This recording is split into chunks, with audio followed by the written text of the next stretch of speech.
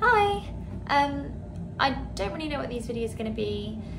I've done some videos before, but I never know what to say, and I don't know. I just thought I'd start one for maybe house stuff and things that I like, and clothes maybe, mainly housey bits, my daily things that I like to do, which isn't that exciting, but maybe somebody will like it. Bummy! You good girl, boo-boo. Hello, sweetheart. It's my mum's dog. So yeah, I'm just about to make Boo some dinner, so after that I will show you some things around the house, and things that I like and things that we're doing, and yeah.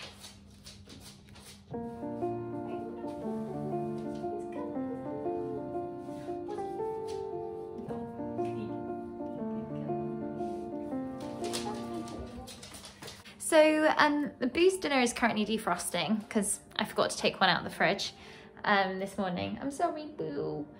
So I thought I'd show you some things that we're doing in the house. Oh, hello, Mrs. Hello. This is baby. What are you doing there? Are you hungry, Mrs.? Do you want some dinner? Oh, hello. You good girl. That's my Chihuahua baby. So we haven't painted the house yet. It's a new build. Moved in a year and a half ago and still haven't painted anything. They say that you have to wait a year anyway to be safe, a year to 2 years. And our house was built finished 6 months before we actually moved in. There were just delays for us to move in. So yeah, it's been over 2 years. So we can start painting now, which is really exciting. So I thought I would just show you some paint samples that we've tested on the walls. I don't think they're going to show how they actually look, because they look quite different on camera, but I'm hoping that, I'm really sorry, I keep looking here and I should be looking there. So I'm just going to show you, we'll see what they look like. They look beautiful in the day, so I'll show you those. So these are the paint samples that we've got. We got these from Little Green Paint Company, which I actually found through Instagram / YouTube. I follow this lady called Emma Hill Home. She has such a stunning home. I actually started following her because she had chihuahuas, and I just absolutely love her interior design. So these are the paint samples. They are so beautiful in the daylight. They look a little bit maybe greener than they actually are in real life on camera. So these are what they're called. We've got Rolling Fog. Is it going to focus? Cool. So we've got Rolling Fog Light, Joanna, Flint, Shirting, which is literally the same colour as our walls, so no difference there. Won't be buying that one. Portland Stone Pale and Mushroom. Mushroom is this gorgeous taupe, warm colour, browny sort of. Oh, it's just so stunning. Oh, I've just smudged that everywhere. Silly me, I have to get rubber. But sadly, well, not sadly, I just feel like it's too dark for our house. So I'm thinking that we're probably going to paint Flint on all of the walls, because it's just a lovely, it will make the house feel a little bit more organic, a little bit warmer. It's pretty much the same colour as we have on the walls now, just slightly, I don't know, I don't know if you can tell the difference there. So that's the previous wall colour and that's Flint here. I just think that once the whole house is painted in that, it will look really lovely. And then I'm debating between Joanna down here for the wooden skirting, debating between Joanna, and then up here we've got Rolling Fog, which is, Rolling Fog is just so stunning. My only thing is I don't know if it's like too warm and going to clash with other furnishings, whereas maybe it would be better to keep it cool so that if we decide to change furnishings in the future, it's not going to make much of a difference. But I don't know if I'm overthinking this. Tell me if I'm overthinking. I probably am. I think very far into these things, and it's probably really not that deep. So yeah, let me know what you think of those little paint samples. I think they're stunning. They are so beautiful. So yeah, and I'll show you some little autumnal bits that I've got for around the house. So I really don't like clutter. I just like to keep it simple. Usually I wouldn't even have this much on the table, but my mum got me this beautiful bunch of flowers. This is quite a few days old now and it's just lasted so well. She got them locally for us. They are just so beautiful and they're all grown locally as well. They're grown in my mum's village. So stunning. And then this is a succulent I've had for a while. I actually killed it a long time ago and my mum brought it back to life. So it's now sitting proudly on my kitchen table, and I just think it's lovely. I just love having, I don't want plants anywhere else in the house except for the kitchen. It just brings life and makes it feel fresh and bright and energetic, and yeah, I really like it. And then I've been getting some pumpkins for autumnal decor, and I found this one at our local grocers, and I just thought, what a lovely colour.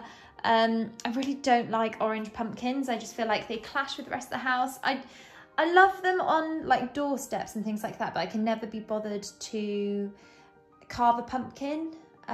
So I thought that was really nice to go with the other green sort of themed foliage we've got going on. And then this is my pride and joy, my devil's ivy. I don't know what the actual name for it is, but it's going strong, going really well. It loves this spot in the kitchen. So yeah, I just love these little ones. They're white pumpkins. I think these are called ghost pumpkins. I've just got a few for on the stairs, and I thought it would be really lovely to have a few pumpkins on the stairs and then in between have some fake candles, maybe in like little glass jars or something like that. I don't know, but also I just don't want it to clutter either or to start looking like a TK Maxx advert. So nothing wrong with TK Maxx. I love TK Maxx, but I just don't want it to start feeling like cramped, you know, and cluttered. So yeah, that's the autumn decor so far. Not too much. I'll show you a few bits that we've got around the house. So this is the living room, very messy at the moment. It's not really giving at the minute. This is my favourite accessory. What are you doing down there? Minnie, what are you doing? Yo. This is not her bed, this is Boo's bed, and baby likes to steal it for herself. Yes, I know, darling. Boo's crying. Your dinner's nearly ready. It's just cold, sweetheart. So this is the living room. We've got this rug down here. TV unit. We actually got this off Facebook Marketplace for 80 quid. It's solid oak. Such a steal, but I really want to really want to strip that orangeness off it and put like a whitewash on it and a wax so that it just looks really beautiful and like restores the original colour of the wood. I think it would look so much nicer in here, but I also just don't know if it just doesn't go in here. My brain is like, it just looks out of place to me because we've got these lovely little coffee tables. Sorry, I can't point. Lovely little coffee tables here that I love. And I just don't feel like it fits the vibe, but we'll see as time goes on. So we're currently doing a project of building in some bookcases. These are the IKEA Billy bookcases, which everybody knows and loves. And we're doing the little Pinterest like built-in IKEA bookcase hack. And so we're gonna build like a little platform, put them on top of the platform, build up to the ceiling, And I'm thinking do some coving, which will be really nice. And probably paint this a warmer colour. And I'm thinking like lime wash on this wall, like a nice feature wall lime wash.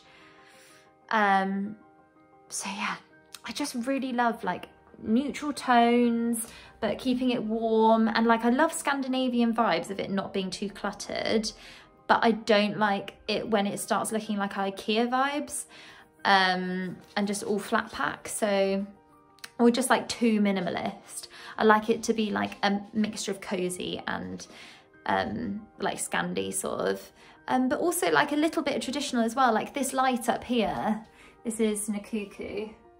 I just love that light so much. I love the brass fixture, I love the glass on it, like the, I guess you would call that ribbing, I don't know really what you would call it. I just think it's stunning, and especially with that bulb in it, I just think it's lovely.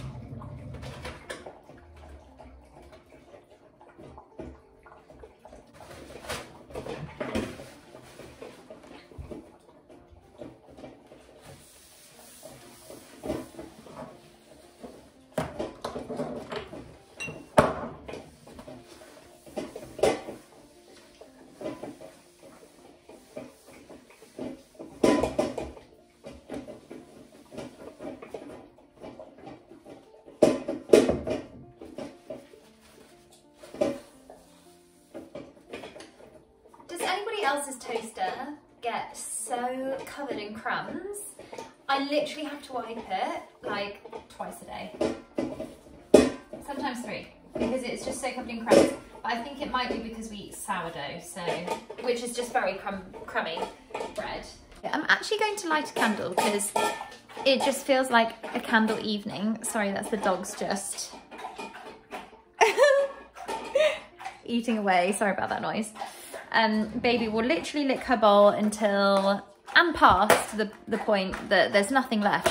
She can't even taste anything. So I'm gonna light a candle because it feels like one of those lovely evenings. Sorry about the shake again. And I absolutely adore St. Ebel candles. They are my favourite candles. Hello, did you like that? Oh, thank you for the kissy. She always gives me a little kissy when she had her dinner. I adore St. Ebel candles. They just smell so good. They're all natural. I really can't use candles that use like chemical scents. I think a lot of people get this. It makes them feel really sick and like headachy. So I only get natural candles. This one is sea salt. It is one of my favourite scents that they do. It's like fresh and warm. Welcome, boo boo. Fresh and warm, but at the same time, light and I don't know, it's a really funny mix because it makes me feel cozy and autumnal, but also it really works in the daytime for being like fresh and positive energy. I love it, love it, love it. So I'm gonna light this one now. We're right at the bottom of it. I do have another one though, in case this runs out. And they just give off the most incredible smell. And I also have some, not from St. Ebel, a different company, but I have a similar scent in diffusers around the house, just because with the dogs, I obviously don't have my mum's dog all the time, it's just because she's away on holiday at the moment. But having baby in the house, my #1 worry is that anybody will walk in and be able to smell like a bad smell in the house, and I don't think that is, and I think our house smells lovely. But you know, when you live somewhere and you get a bit nose blind to smells, that's just like my #1 fear, that someone will walk in and be like, oh my god, that smells. So I've just found that we have some bananas that need using up. So I'm gonna make a little banana bread. I make banana breads all the time. I probably make them like once a week or once every 2 weeks. In winter, it's just, we eat a lot of bananas in this household, and when they get to the point of like being really spotty, I'll still have them in a smoothie and things, but I quite like to just save them for a banana bread as an excuse to have some cake. So I'm gonna make a banana bread. I don't really follow a recipe. I kind of just chuck things in. Sometimes it works really well and sometimes not so well. So yeah, I will make some banana bread now. Yum. So first thing I'm gonna do obviously is grab my spotty bananas. Lovely. And I've got my cup of tea at the ready. That is such a lovely cup of tea. I really try to stay away from bleached tea bags, so I just buy Clipper tea. And they actually had the organic one on offer this time when we went. So I've got organic Clipper tea. It's really, really lovely. Sometimes I do find with it, like, I don't know if anybody else gets this, but tea tastes different on different days to me. And I always make it the exact same way, like, you know, and you know how you like your cup of tea, so you literally, you just know the measurements by hand and your body just does it. But some days I just don't taste the tea and sometimes I do. And I'm desperately trying to drink less tea at the moment, but it's just not really going very well with the cold weather. I was talking to a colleague about this the other day. When it gets to autumn time and the weather's cold, the last thing you want to do is drink a glass of cold water. So you just end up drinking so much tea, and then yes, it's oat milk, but that's still not great for you. And I'm just drinking so much oat milk during the day because I'm just having so much tea. I'm gonna mash up a few bananas first, obviously, because it's banana bread. So if I had 4, I would use 4. Actually, no, if I had 4, I would probably do a banana on the top of the bread. Because when you do a bit of brown sugar on top of a banana, on top of the banana bread, oh my God, it is the most. I started doing it this year and it's really, really, really naughty, putting that much brown sugar on top of the cake. But oh my God, is it so bloody good. So good. Right, it just goes all crunchy, and like, you have to have it on the first day and quite soon after you've baked it for it to be crunchy, otherwise it goes syrupy, and I don't like that as much, but Tom really likes it. And I'm just going to do it quite a bit so that the banana just goes all the way through the cake, because really this is kind of like I view the banana as the batter, really. Like, you want it to be evenly distributed throughout the entire cake. So yeah, I'm gonna get that till it's a bit like sticky, sludgy. It sounds horrible, I'm really sorry. Next thing is a little bit of sugar. It took me a second to find it, but I've got my sugar. So I like to use light brown sugar. I almost thought I didn't have any for a minute then, but light brown sugar just gives banana bread such a lovely flavour. Sometimes, if I want it to be a little bit healthier, I'll use like maple syrup instead, so that it's a non-refined sugar. But I don't think I actually have enough of that at the moment. No, I don't really have enough. And the one I had was a gift, and it's a bit expensive. Maple syrup just is expensive. Sometimes I would use agave nectar actually. But when it's a gift, I want to use it like on pancakes when I'm going to really taste it. I don't really want to be using it in a cake. I'm going to just eye this, eyeball it. So there's 1. I'll probably do 2 heaped tablespoons. Is that enough? Yeah. I think that's probably enough because the bananas are quite sweet themselves anyway. So I've done 2 heaped tablespoons of light brown soft sugar. So a bit of sugar. I'm going to do some olive oil. I don't like the flavour of butter in cakes. I really don't. As soon as I put a butter in a cake, I can taste it in the bake. A bit more olive oil. I think olive oil is healthier. And it kind of makes me feel a bit Mediterranean, putting a bit of olive oil in my cake. So I'm just going to mix that all together now until it's like quite nice and syrupy and all the sugar's dissolved. And then I'm going to use these 2 eggs. 1 egg there. And 1 egg there. I'm now going to sift in some flour. I am gluten-free. I'm not celiac, just gluten intolerant, and I find that I can eat sourdough like a lot of other people who are gluten intolerant. I know there's this whole thing about gluten intolerance isn't really a thing. The crumb in my throat. I just think, I know that when I eat gluten, I get a really bad stomach from it, whether that's gluten intolerance or just a stomach sensitivity, whatever, doesn't really matter. So I just stay away from it personally. So I actually don't like using the gluten-free flour blends anymore, just because I've read what's in them, and there are so many different types of flour in them, and I just think that can't be good for you. And it's so, like, the more flour it is, the more processed it is. I don't know. So I like just using buckwheat flour in my cakes. I love, love, love, love buckwheat flour. Buckwheat flour pancakes, in cakes, in pasta. It's actually got quite high protein in it as well, buckwheat flour, which is great. So I'm going to sieve a bit of this into the cake. Right, and it just has such a lovely colour to it. It's like such a lovely brown, wholesome colour. It just makes me feel like this cake is healthier than it is. I think that's 5 tablespoons. I'm going to do 1 more. And if it's a bit too much, I'll add some oat milk and olive oil. So I've put that flour in. I'm just going to mix this flour in now.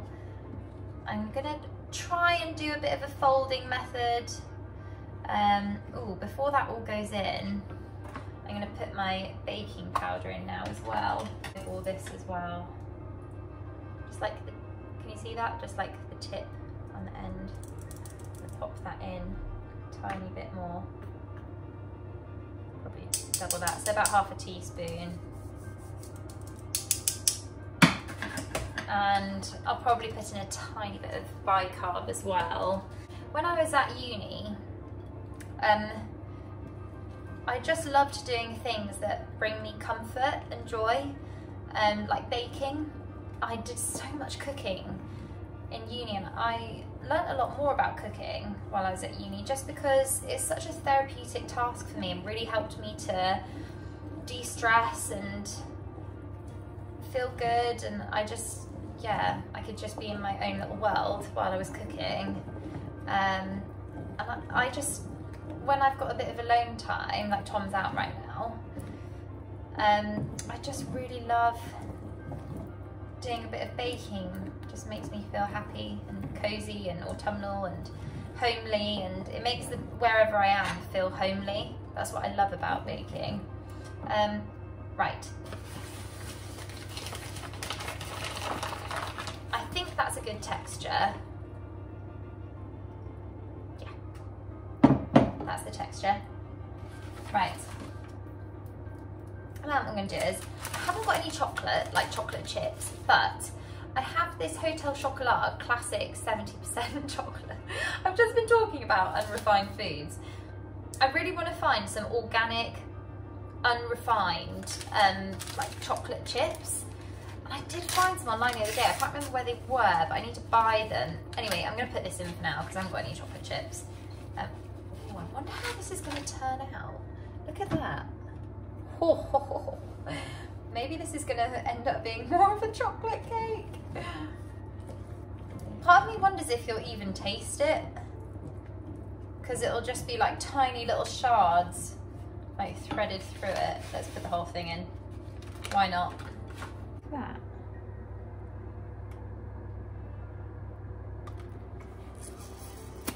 Wonder how that's going to turn out. I'll let you know. So I'm a bit of a cheat when it comes to lining the tins, so I'm just going to stick one of those in. Done. Oh, I absolutely love these. What godsend.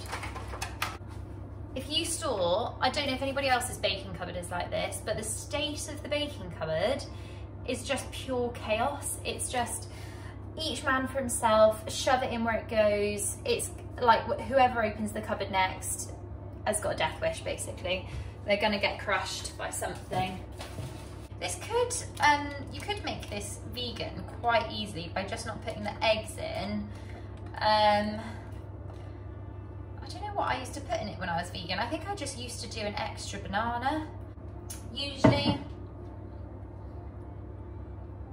I would put a bit of cinnamon in there, but I feel like I want to try it without this time. Am I going to put some sugar on? No. No sugar on the top. I'm going to be good. No. Right. This is going to go in. I generally bake them for about 35 minutes. And that tends to be perfect. So I'm going to pop the timer on for 35. Sometimes I'll check them at 30 just to see. But 35 minutes till cake's ready. So yeah, I'll probably leave it there for now. I'll probably film it when the cake comes out. I'm gonna have some soup for dinner. Made a lovely soup yesterday. I'm really obsessed with soups at the moment. It's the cold weather. It just does this. And I usually love a chunky stew. Like, chunky stews are just my thing. Like, for the last few years, I've got so good at making a stew. I'll make one of those another time and show you. Oh, so banging. But recently I'm back into my soups. I've never been into like blended tomato soups, except for when I was a kid, but I've never been into making them. Whenever I make a tomato soup, it's always like a chunky tomato bean stew kind of thing. But recently I've really loved, because I had it out somewhere, I can't remember where, but somewhere I had a butternut squash and roast red pepper soup, and it was so good. So I've just been making that at home. So I just roasted up some onions, some garlic, like one of those lovely big garlic cloves, and it just tastes, garlic bulbs, sorry, it tastes gorgeous. So I did a whole bulb, 3 onions. I did some lovely like sweet red peppers, like the long ones. Did like 6 of those, roasted those all up. Some sweet potato, some carrot, just to like bulk it out a bit, and it just gives such a lovely like flavour and texture to the soup. Cumin seeds, salt, black pepper, olive oil, just roast it all up. I also roasted up 4 tins of plum tomatoes, like the nice, what is that brand called? Is it like Mapolina or something? Lovely tomatoes, but the plum ones, the whole plum ones, roast so much better than the chopped ones. So roasted up some of those as well, and they gave such a lovely flavour. Blended all that together, and it's in the fridge.